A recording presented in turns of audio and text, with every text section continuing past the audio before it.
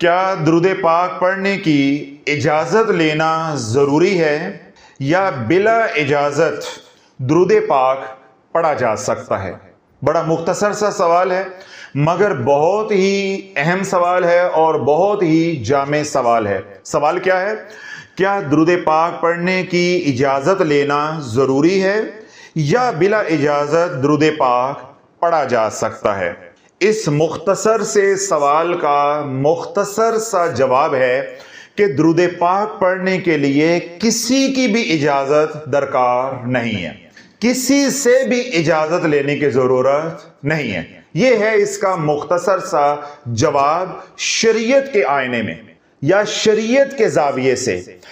مگر درود پاک پڑھتے ہوئے آپ کا کسی کے ساتھ تعلق ہونا یا کسی صاحب اجازت سے اجازت لینا بہت ضروری ہے۔ اب یہ دیکھیں، دونوں باتیں جو میں نے کہی ہیں یہ متضاد ہیں، یہ آپس میں ٹکرا رہی ہیں۔ پہلا جو میں نے جواب دیا ہے وہ شریعت کی روح سے ہے۔ کس کی روح سے ہے؟ شریعت کی روح سے ہے۔ جو دوسرا جواب میں نے دیا ہے وہ عملیات، روحانیت، تصوف کی روح سے ہے، پیری مریدی کی روح سے ہے، طریقت کی روح سے ہے۔ تو دونوں جوابات اپنی اپنی جگہ پہ بجا ہیں، یعنی دونوں موقف اپنی اپنی جگہ پہ درست ہیں۔ رب فرماتا ہے یا ایھا الذین آمنوا صلوا علیہ وسلموا تسلیما، اے ایمان والو حضور علیہ الصلوۃ والسلام کی بارگاہ میں درود و سلام کا ہدیہ پیش کرو، یعنی خوب درود و سلام کا ہدیہ پیش کرو یا خوب درود و سلام پڑھو۔ یہ اللہ کا حکم ہو گیا۔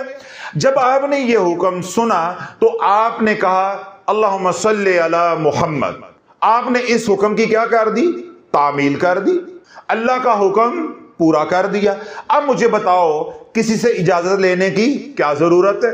جس طرح میں نے آیت مبارکہ پڑھی یا اللہ کا حکم جو ہے وہ پڑھا تو میں نے ساتھ ہی اللہ کے حکم کی تعمیل بھی کر دی۔ میں نے پڑھا یا ایھا الذین آمنوا صلوا علیہ وسلموا تسلیما، تو میں نے ساتھ ہی بول دیا اللہم صلی علی محمد۔ تو اب حکم کی تعمیل ہو گئی۔ تو کیا میں کسی سے اجازت لینے کے لیے گیا ہوں؟ تو اس کا کیا مطلب ہے کہ اگر شریعت کے آئینے میں یہ سوال پوچھا گیا ہے یا آپ کے ذہن میں یہ سوال آتا ہے کہ جس طرح اوراد و وظائف کی کسی سے اجازت لینا ضروری ہوتا ہے، اسی طرح کیا درود پاک کی بھی اجازت لینا ضروری ہے؟ ہرگز ضروری نہیں ہے، ہرگز ضروری نہیں ہے۔ اللہ والو یہی وہ نقطہ ہے، نہیں توجہ آپ کی توجہ نہیں ہے، یہی وہ نقطہ ہے جو مولویوں کو، پیروں کو، عاملین کو سمجھ نہیں آیا۔ ہم نے شریعت کی بات کی، جب شریعت کی بات کی، شریعت پہ عمل کر کے فوراً ہم وظائف کی دنیا میں آ گئے، عملیات کی دنیا میں آ گئے اور ہم بھول گئے کہ ہم شریعت سے عملیات کی دنیا میں آ گئے ہیں۔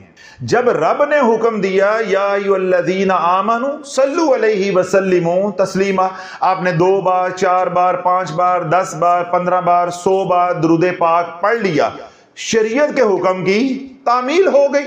جب آپ نے اسی درود پاک کو اپنا معمول بنا لیا تو پھر یہ وظیفہ بن گیا۔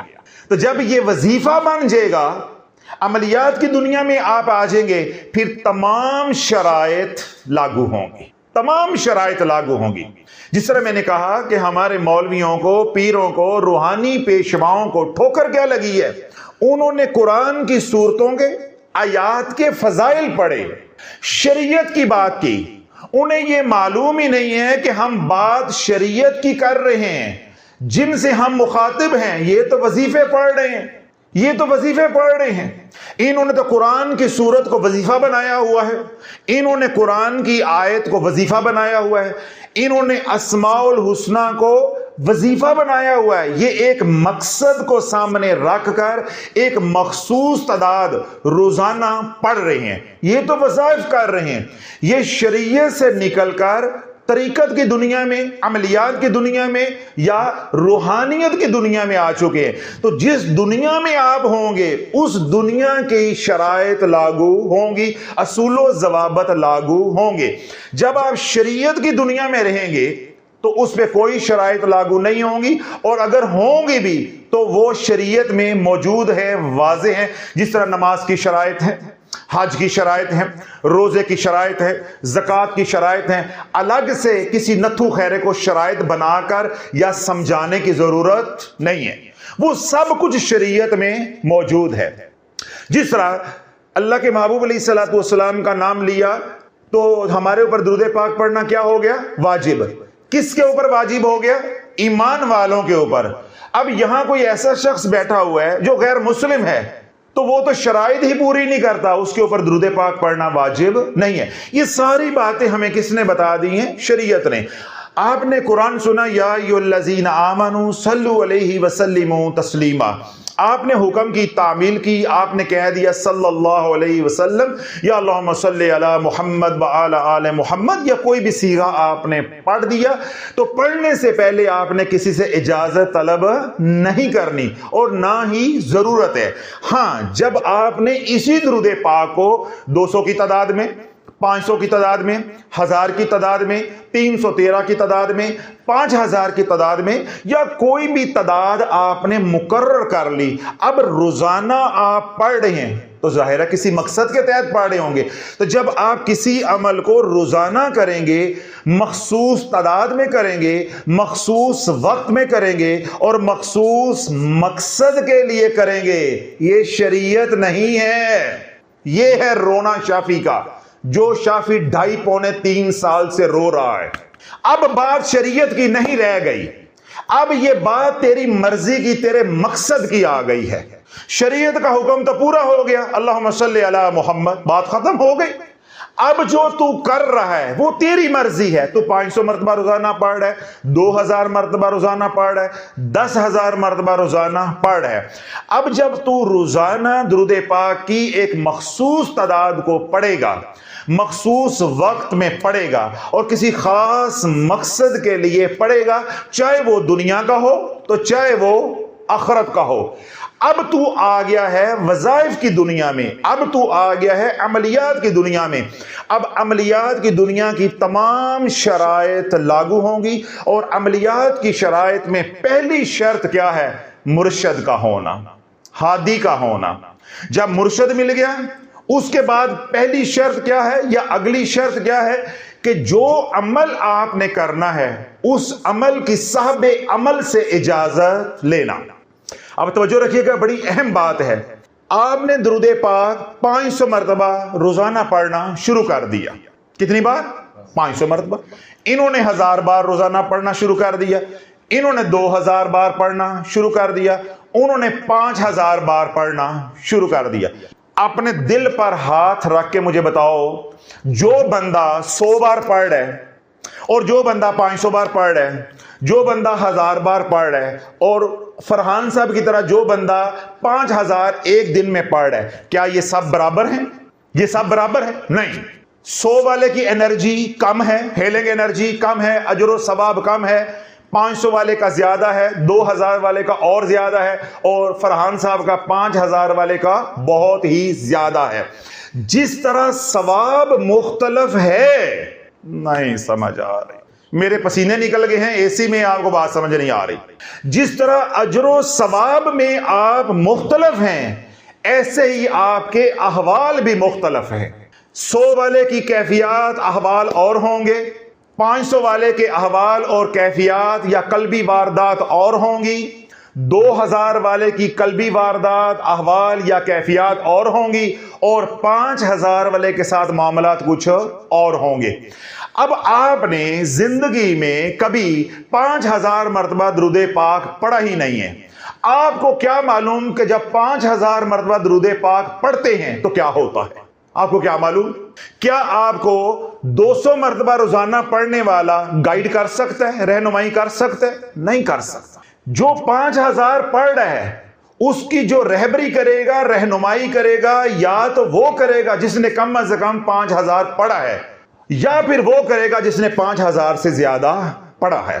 جب آپ عملیات کی دنیا میں آ جاتے ہیں تو آپ کو اعمال کی اجازت لینا اس لیے ضروری ہوتا ہے، یا کسی کی سپرویژن میں، رہبری میں اعمال کرنا اس لیے ضروری ہوتا ہے کہ جب آپ اعمال کرتے جائیں گے، تکرار کرتے جائیں گے، ہیلنگ انرجی جنریٹ ہوتی جائے گی۔ جب ہیلنگ انرجی جنریٹ ہوگی وہ تیرے حال کو بدل دے گی، تیرے احوال کو بدل دے گی، تیری کیفیات کو بدل دے گی۔ جب تیرے حالات بدلیں گے، احوال بدلیں گے، تیری کیفیات بدلیں گی، جو اس وقت تو پریشان ہوگا تجھے سمجھانے والا کون ہوگا؟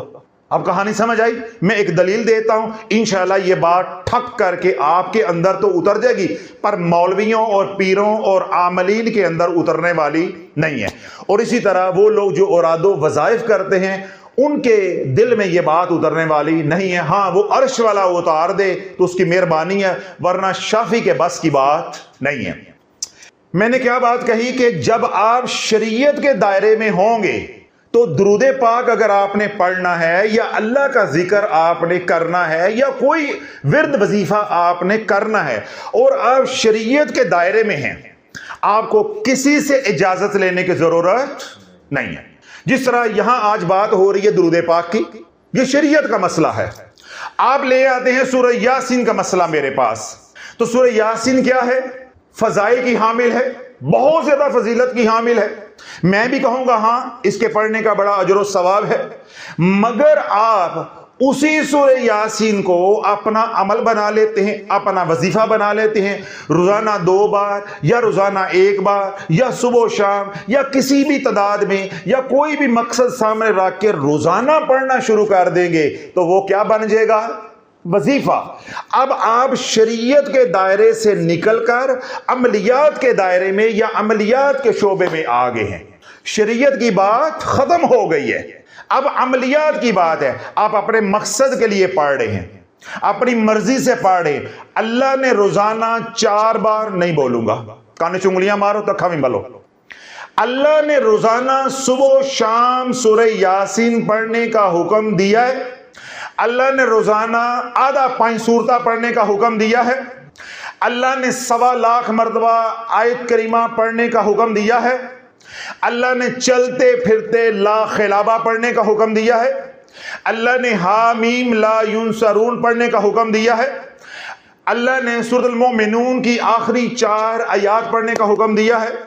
یا اللہ نے چلتے پھرتے یا جبارو یا قہارو یا 1.25 لاکھ کی نیت کر کے یا 1.25 کروڑ کی نیت کر کے پڑھنے کا حکم دیا ہے؟ نہیں دیا۔ کیا مطلب ہے؟ یہ میری مرضی ہے۔ کیا مطلب ہے؟ یہ آپ کی مرضی ہے۔ کیا مطلب ہے؟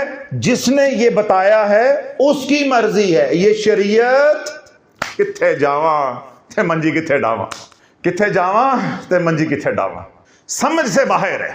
ہو بھائی بات کرتے ہو شریعت کی اور آگے ہو عملیات کی دنیا میں، تمہیں یہی نہیں پتا کہ دن چڑھ گیا ہے۔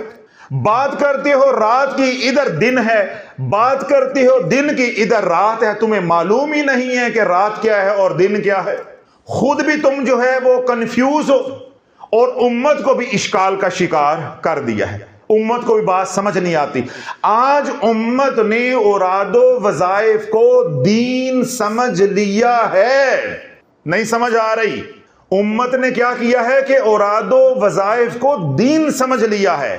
اس اوراد و وظائف کا یا اس شعبے کا دین کے ساتھ کوئی تعلق واسطہ نہیں ہے، یہ دین کا حصہ نہیں ہے، مگر یہ دین کے خلاف نہیں، اتنی بات ہے۔ جس طرح صحت کا شعبہ ہے وہ دین نہیں ہے، کوئی لوہار ہے یہ شعبہ دین نہیں ہے، کوئی کمار ہے تو یہ دین نہیں ہے، مگر یہ شریعت کے خلاف نہیں ہے، آپ کر سکتے ہیں اس شعبے میں کام۔ اسی طرح عملیات ہیں، اوراد و وظائف ہیں، یہ دین نہیں ہے، اس کا شریعت کے ساتھ کوئی تعلق واسطہ نہیں ہے کہ 1.25 لاکھ مرتبہ یہ پڑھو، 1.25 کروڑ مرتبہ یہ پڑھو۔ ایک ٹانگ پہ کھڑے ہو کے یہ پڑھو، دوسری ٹانگ پہ کھڑے ہو کر یہ پڑھو. جس طرح فیصل آباد سے ایک خاتون آئی، مجھے کہنے لگی حضرت صاحب مداری کے کہنے پہ، رسالے والے کے کہنے پہ میں نے رات کو گھر کی چھت پہ کھڑے ہو کر یا جبارو یا قہارو پڑھا، سر ننگا کر کر کے میں نے وظیفے پڑھے اور سب کچھ اجڑ گیا. توجہ رکھیے گا، سب کچھ اجڑ گیا. کیسا اجڑ گیا؟ ایسی وہ رجت میں پھنسی، شیاطین نے ایسا گھیرا کہ 4 عامل مرے اس کا کیس لے کر. آپ کی توجہ نہیں ہے. یعنی ایسی وہ رجت کا شکار ہوئی کہ جو معالج اس کا علاج کرتا، کلمہ شہادت، اس کی روح پرواز کر جاتی، وہ مر جاتا. 4 عامل مرے، 5 عامل بستر پر پڑے. جس عامل کے پاس حضرت صاحب میں جاتی وہ ہاتھ کھڑے کر دیتا، میرے بس کی بات نہیں ہے. پھر میں نے آپ کے بیانات سنے تو میں بیانات سن کر ہمت کر کے ڈرتی ڈرتی آپ کے پاس آئی. آپ نے مجھے کہا کہ بیٹا یوں کرو، اللہ خیر فرما دے گا. وہ خاتون چلی گئی فیصل آباد واپس. 1 ہفتے کے بعد دوبارہ آ گئی، یعنی اگلے اتوار کو دوبارہ آ گئی. تو میں پریشان ہوا. میں نے کہا بھائی آپ نے تو 21 دن کے بعد آنا تھا، یعنی 3 اتوار کے بعد آنا تھا، آپ کیوں آ گئی؟ تب اس نے یہ راز کھولا، مجھے یہ بات سنائی کہ حضرت صاحب میں صرف آپ کو دیکھنے کے لیے آئی ہوں کہ آپ صحیح سلامت ہے، زندہ تو ہیں. میرے ساتھ تو یہ معاملہ ہے کہ میرے کیس کو جو ہاتھ ڈالتا ہے یا بستر پہ پڑ جاتا ہے، لا علاج امراض میں مبتلا ہو جاتا ہے، تو یا پھٹے چڑھ جاتا ہے. البتہ یہ جو اوراد و وظائف ہیں ان کا ہماری شریعت کے ساتھ کوئی تعلق واسطہ نہیں ہے. لا خلابہ کا شریعت کے ساتھ کوئی تعلق نہیں ہے. اور اگر ابھی بھی بات سمجھ نہیں آ رہی تو میرے ایک سوال کا جواب دے دو. کس صحابی رسول نے 5 سورتہ پڑھا ہے؟ ہون ٹھنڈ پہ گئی ہے. کس صحابی رسول نے 5 سورتہ پڑھا ہے؟ صرف آج سے 50-60 سال پہلے کسی کو معلوم ہی نہیں تھا کہ مدنی سورتہ کیا ہوتا ہے اور 5 سورتہ کیا ہوتا ہے یا رسالہ کیا ہوتا ہے. کسی کو علم ہی نہیں تھا. یہ تمام خرافات یا بدعات یا یہ تمام شعبد مداریاں اللہ والو یہ تو تب آئے ہیں جب ہمارے لوگ سعودیہ جانا شروع ہوئے اور 80s کا دور شروع ہوا. 80 سے پہلے یعنی سن 80 تک یا 80 سے پہلے ہمارے پاس تو کھانے کو روٹی نہیں تھی. ہمارے گھروں میں تو 2 ٹائم کی روٹی نہیں ہوتی تھی. یہ جو خوشحالی آپ کو نظر آ رہی ہے یہ تو آئی ہے 80s میں، اور اس کے بعد یہ خوشحالی بڑھتی گئی. پھر پرنٹنگ پریس لگے، پریس کا کام بڑھا، پھر کتابیں چھپی، کتابوں سے کتابچے بنے، پھر یہ رسالے آگے، پھر رسالوں کی کتابیں بننی شروع ہو گئی.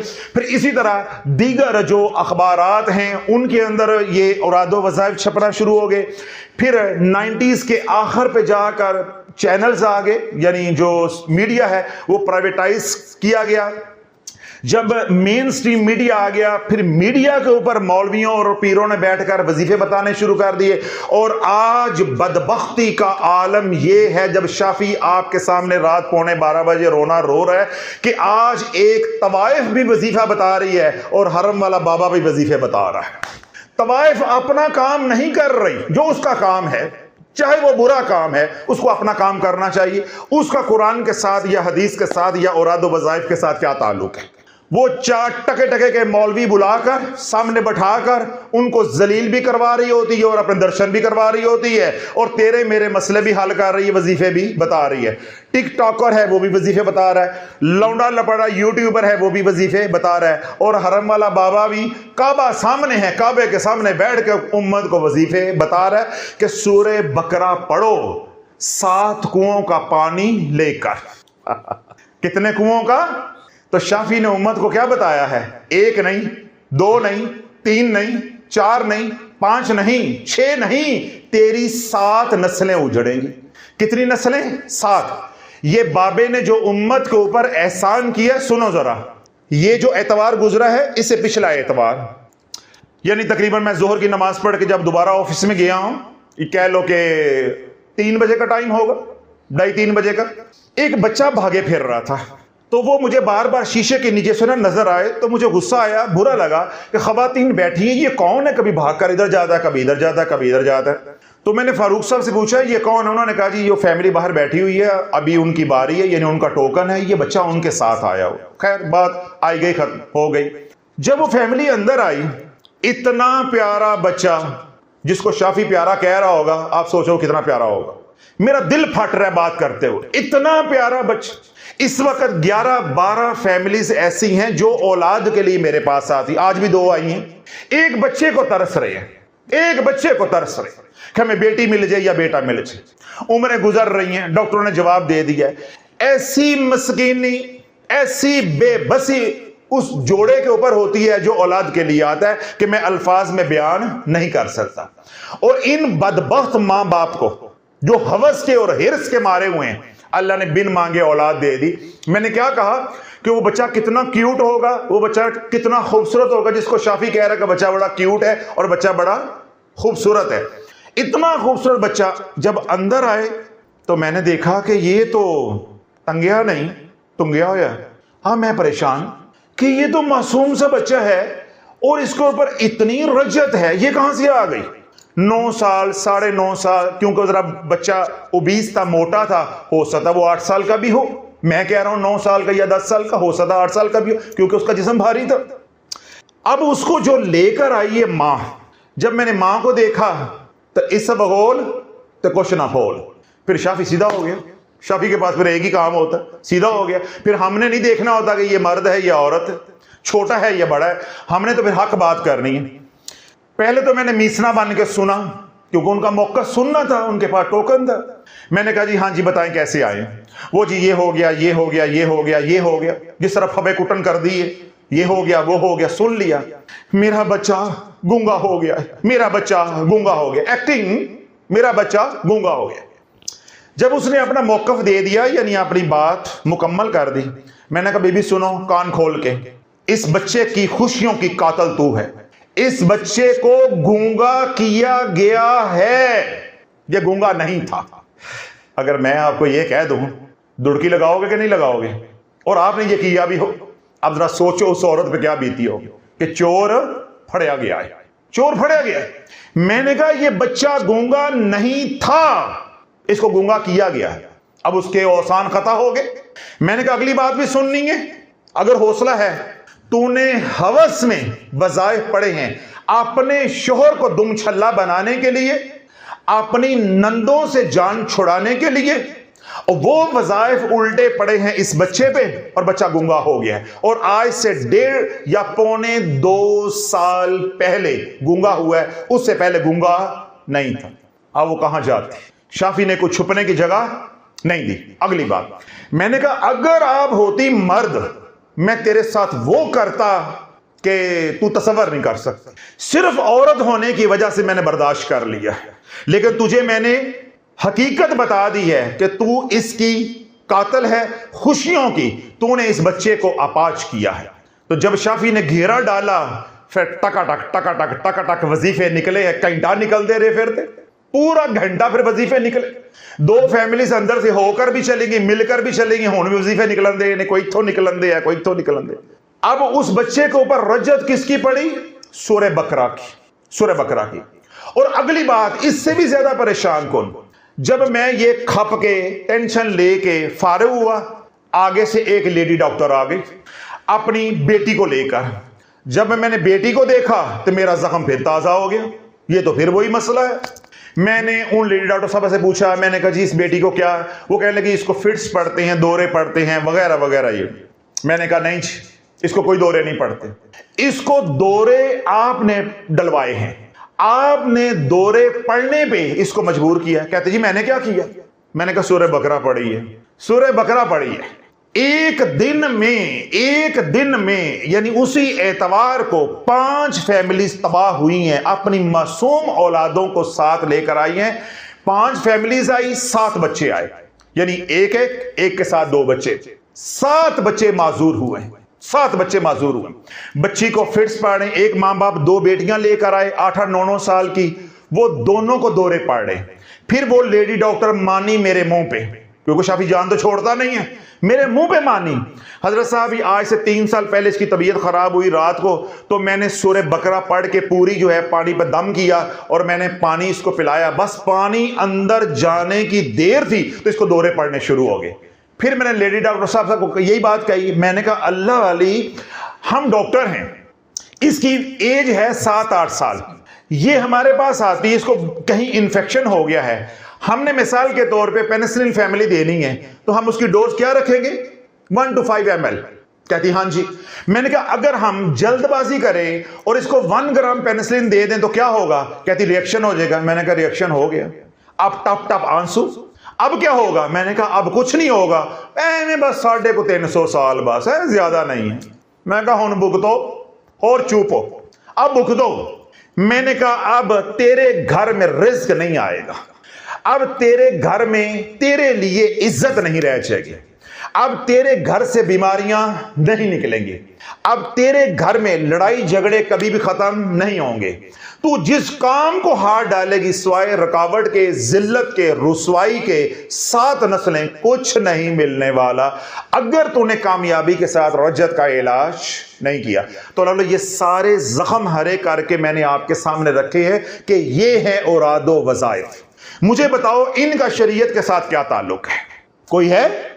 آج تک کوئی نماز پڑھتے پاگل ہوا ہے؟ نہیں جواب دے رہے، میسنے ہو گئے، میسنے رونے پہ زور نہیں ڈالے، جواب دے. آج تک کوئی نماز پڑھتے پاگل ہوا ہے؟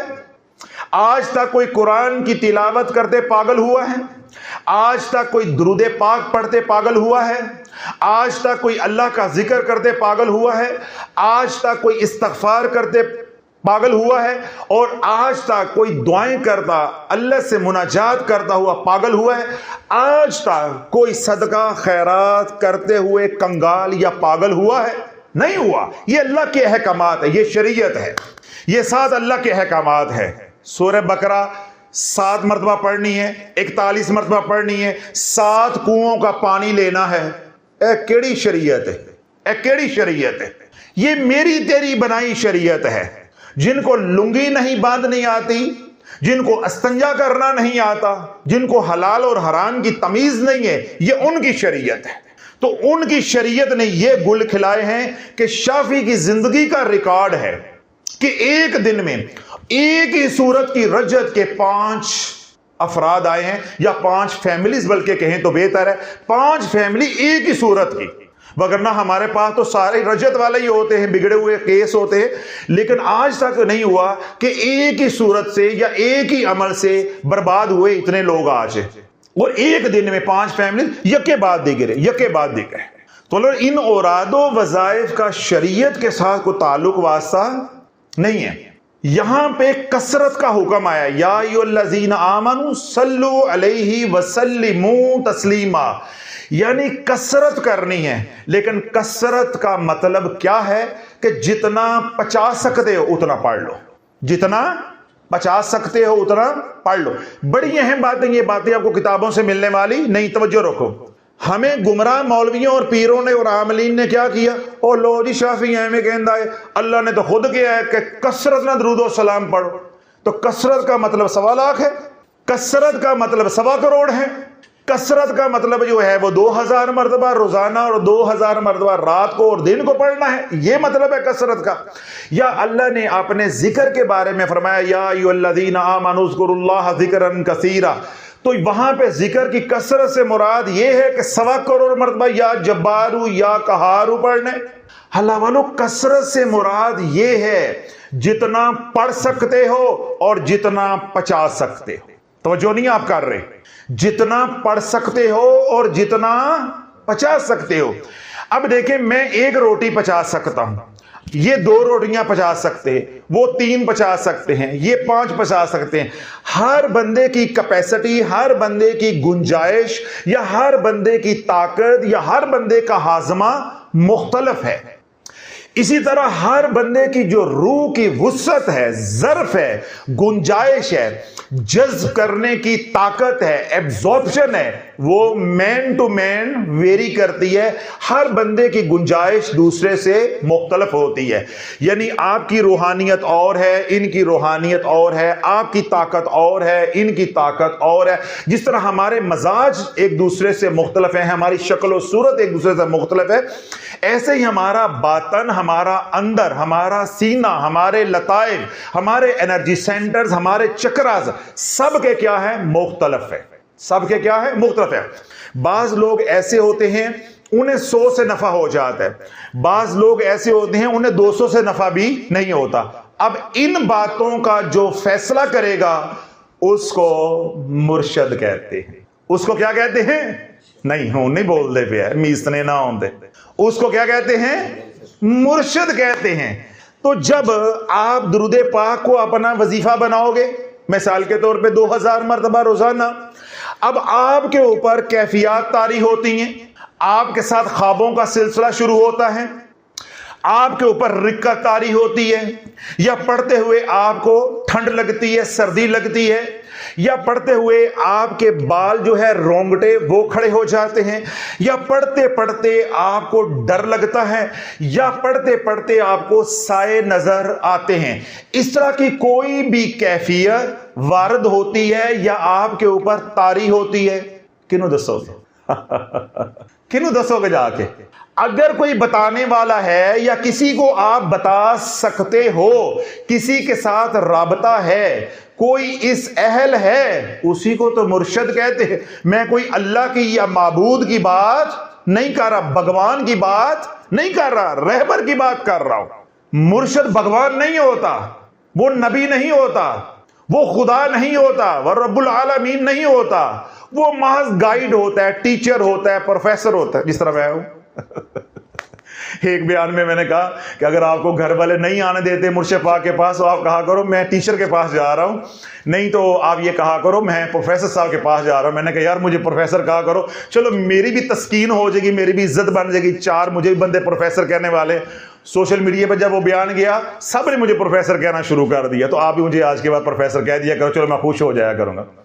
تو اللہ تعالیٰ جو اب آپ کو گائیڈ کرے گا کہ اب آپ نے یہ عمل کم کر دینا ہے، اتنی تعداد میں پڑھنا ہے، اب آپ کی روح اس کے ساتھ مطابقت نہیں رکھ رہی، یا یہ زیادہ پڑھنے کی وجہ سے یہ کیفیت آئی ہے، یا جس مقصد کے لیے آپ پڑھ رہے ہو وہ مقصد حاصل کیوں نہیں ہو رہا کہ آپ کی تعداد کم ہے، آپ کا طریقہ ٹھیک نہیں ہے، آپ کے لوازمات ٹھیک نہیں ہے، یا آپ نے اجازت نہیں لی، یا آپ کے اندر یہ کمی ہے، یا جو آپ پڑھتے ہو جو ان سا بھی سیگا اس کے تلفظ ٹھیک نہیں ہے، یعنی اس کی جو پروننسیشن ہے وہ درست نہیں ہے، تجوید درست نہیں ہے. تو جو غلطیاں پکڑے گا اور ہماری اصلاح کرے گا اس کو مرشد کہتے ہیں، نبی نہیں کہتے. اس کو مرشد کہتے ہیں، اس کو معبود نہیں کہتے. اس کو مرشد کہتے ہیں، اس کو خدا نہیں کہتے. اس کو مرشد کہتے ہیں، اس کو دستگیر نہیں کہتے. اس کو مرشد کہتے ہیں. تو مرشد ہے عربی زبان کا لفظ. تو مرشد کے معنی کیا ہے؟ رستہ دکھانے والا. تو یہ میں کیا رونا رو رہا ہوں؟ رسے کی بات تو ہم کر رہے ہیں کہ جب آپ درود پاک کو ایک وظیفہ بناؤ گے تو پھر آپ کو رستہ دکھانے والا ہونا ضروری ہے. جب آپ کے اوپر کیفیات طاری ہوں تو آپ کسی سے مشورہ لے سکو. لیکن اگر آپ نے محض شریعت کے حکم کی تعمیل کرنی ہے، یا ایھا الذین آمنوا صلوا علیہ وسلموا تسلیما، پھر کسی سے اجازت لینے کی ضرورت نہیں. جب آپ شریعت کے شعبے میں رہیں گے، دائرے میں رہیں گے، پھر آپ کو کسی سے اجازت لینے کی ضرورت نہیں ہے. مگر جب آپ عملیات کے شعبے میں آ جائیں گے، اس دنیا میں آ جائیں گے، روحانیت کی دنیا میں آ جائیں گے، پیری مریدی کی دنیا میں آ جائیں گے، تو جو بھی عمل آپ کریں گے، جو اس شعبے کے ماہر ہوں گے، جنہوں نے زندگی میں یہ عمل خود کیا ہوگا، ان کی رہبری میں کرنا ضروری ہے. اجازت لینا بھی ضروری ہے اور دیگر شرائط پوری کرنا بھی ضروری ہے. میں ایک دلیل دیتا ہوں انشاءاللہ، جو تھوڑی بہت کمی میرے سمجھانے میں رہ گئی ہے یا آپ کی توجہ نہیں تھی، آپ کے سمجھنے میں کمی رہ گئی ہے، اللہ رب العزت اس کمی کو بھی نکال دے گا. میں نے ابھی کیا فکرہ بولا آخری، کہ اگر تو بات ہے شریعت کی، ختم. اللہم صلی علی محمد وعلی آل محمد، بات ختم، بات ختم. اب اسی درود پاک کو آپ نے وظیفہ بنا لیا 1000 بار دن میں اور 1000 بار رات میں. اب یہ کیا بن گیا؟ وظیفہ. مجھے ایک فیملی کا میسج آیا، یعنی کچھ عرصہ پہلے، مجھے وہ کہنے لگی حضرت صاحب میں نے اپنے علاج کے 9 سائیکل الحمدللہ مکمل کر لیے. بڑی توجہ کے ساتھ بات سننی ہے. میں نے کیا کہا کہ میرے سمجھانے میں یا آپ کے سمجھنے میں تھوڑی بہت اگر کمی رہ گئی ہے تو یہ آخری بات سن کے اللہ کے حکم سے وہ کمی نکل جائے گی. آج آپ کو مضمون سمجھ آ جائے گا کہ شریعت کا معاملہ کچھ اور ہے، عملیات اور طریقت کا معاملہ کچھ اور ہے. یہ جاہل ہمارے پیشوا بات کرتے ہیں شریعت کی اور ہمیں گھسیٹتے ہیں عملیات کی. دنیا میں نہ انہیں معلوم ہے دن کیا ہے اور نہ انہیں معلوم ہے رات کیا ہے. یعنی انہیں معلوم ہی نہیں ہے کہ ہم بات شریعت کی کر رہے ہیں اور عمل جو ہے وہ ہم عملیات کا بتا رہے ہیں. تو یہاں پہ اصول و ضوابط عملیات کے لگیں گے، شریعت کے اصول و ضوابط نافذ العمل نہیں ہوں گے. اب وہ خاتون مجھے کیا کہنے لگی کہ حضرت صاحب میں نے 9 سائیکل اپنے یعنی روحانی علاج کے کامیابی کے ساتھ کر لیے. کیا ہوا؟ سب کچھ اوکے ہے. توجہ ہے فیض رسول، توجہ ہے کہ سب کچھ اوکے ہے. یعنی میرے گھر کے معاملات بھی درست ہو گئے ہیں، بچوں کے مسائل بھی حل ہو گئے ہیں، میری 2 بیٹیوں کے رشتے نہیں ہو رہے تھے، یک کے بعد دیکھ رہے الحمدللہ رشتے بھی ہو گئے ہیں. اور رشتے بھی اللہ نے ایسے کروائے ہیں کہ انہوں نے 1 پائی کا بھی جہیز کا مطالبہ نہیں کیا. یعنی سارے کام پرسکون طریقے کے ساتھ ہو گئے. اب میرا سوال بنتا ہے کہ بھائی پھر اب کیا ہے، اب کیا مسئلہ ہے؟ حضرت صاحب خواب جان نہیں چھوڑتے. کیا ہے قاری صاحب کہ خواب جان نہیں چھوڑتے. آپ کو معلوم ہے کہ جو میرے سامنے ذکر کرے خوابوں کا تو میں چڑھتا ہوں، میں حوصلہ شکنی کرتا ہوں. کیوں؟ مجھے معلوم ہے کہ ایک بار میں نے خواب سن لیا یا میں نے آن لائن کسی کو جواب دے دیا یا یہاں پہ میں نے کسی کا خواب سن لیا، پھر یہ مجھے چھوڑنے والا نہیں ہے. آج کے دور میں یہ کمبل بن جاتا ہے، جھوٹے خواب ہوتے ہیں.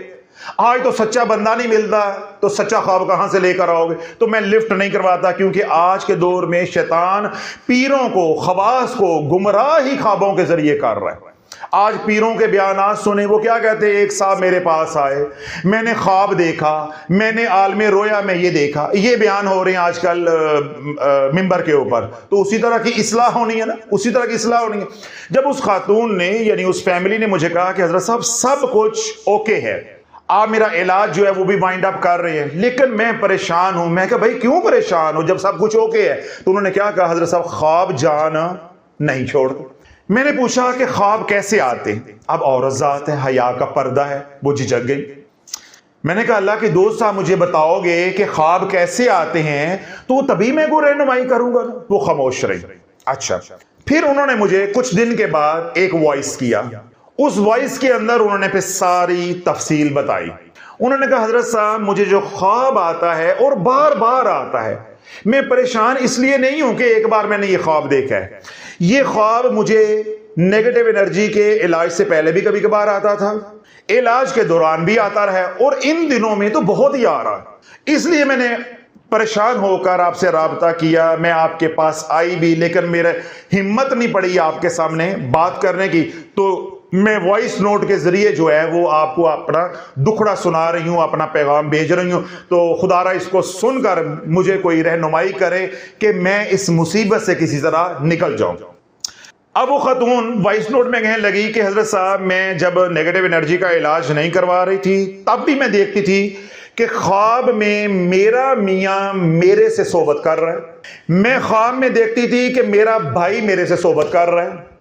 میں خواب میں دیکھتی تھی کہ محلے کے کچھ لوگ ہیں جن کو میں پہچانتی بھی ہوں اور کچھ ایسے لوگ ہیں کہ جن کو میں نہیں پہچانتی، وہ میرے سے صحبت کر رہے ہیں. اور بسا اوقات ایسا ہوتا ہے کہ بہت سارے لوگ ہیں جو مجھ سے صحبت کر رہے ہیں مگر میں ان میں سے کسی کو بھی جانتی نہیں اور پہچانتی نہیں. یہ خواب کب آ رہا ہے؟ ہمارے سے رابطے سے بھی پہلے. اب علاج کے دوران بھی ملتا جلتا خواب کبھی کبھار آ رہا ہے. اب کیونکہ نیگیٹو انرجی چھٹ گئی، ختم ہو گئی، دل کا آئینہ صاف ہو گیا، اب یہ خواب زیادہ آنا شروع ہو گیا. اب وہ عورت ہے، آپ بھی ہوں تو آپ بھی پریشان ہو جائیں گے. اب وہ عورت ہے، وہ پریشان ہو گئی. بھئی یہ کیسا نیگیٹو انرجی کا علاج ہوا ہے کہ خواب گندے، برے، ڈراؤنے کم ہونے کی بجائے اور بڑھ گئے ہیں. تو اس کے ذہن میں اشکال کیا پیدا ہوا کہ میرا نیگیٹو انرجی کا علاج نہیں ہوا. یہ شافی صاحب شاید مجھے جھوٹی تسلیاں دے رہے ہیں، لیکن جب میں حالات پہ نگاہ ڈالتی ہوں تو حالات بالکل فٹ ہے. اس کا مطلب شافی صاحب نے علاج میرا درست کیا ہے. لیکن اگر علاج درست ہے تو خواب گندے کیوں آتے ہیں؟ خواب ڈراؤنے یا اس طرح کے بے حیائی والے خواب جو ہے وہ کیوں آتے ہیں؟ تو خواب تو کم ہونے چاہیے تھے. جوں میرا علاج آگے بڑھ رہا ہے تو اس طرح کے خواب بڑھتے جا رہے ہیں. اب اللہ، اگر یہ خواب آپ کی بیٹی دیکھے اور آپ سے ذکر کر دے، آپ بیٹی کے بارے میں کیا کہو گے؟ اگر یہ خواب آپ کی بیوی دیکھے اور آپ کے سامنے ذکر کر دے، بیوی کا کیا حشر کرو گے؟ اسی طرح یہ خواب کوئی ماں دیکھے، اپنے بیٹے کے ساتھ ذکر کر دے، ماں کے سامنے بیٹا کیا کہے گا، یا بیٹا ماں کے بارے میں کیا رائے قائم کرے گا؟ اسی طرح کوئی بیٹی ہے وہ اپنے باپ سے ذکر کر دیتی ہے تو باپ اپنی بیٹی کے بارے میں کیا رائے قائم کرے گا؟ بری رائے قائم کرے گا نا. اب عورت ہے وہ دبائے جا رہی ہے، پیے جا رہی ہے، دبائے جا رہی ہے، پیے جا رہی ہے. جب آپ کسی کیفیت کو دباتے ہیں تو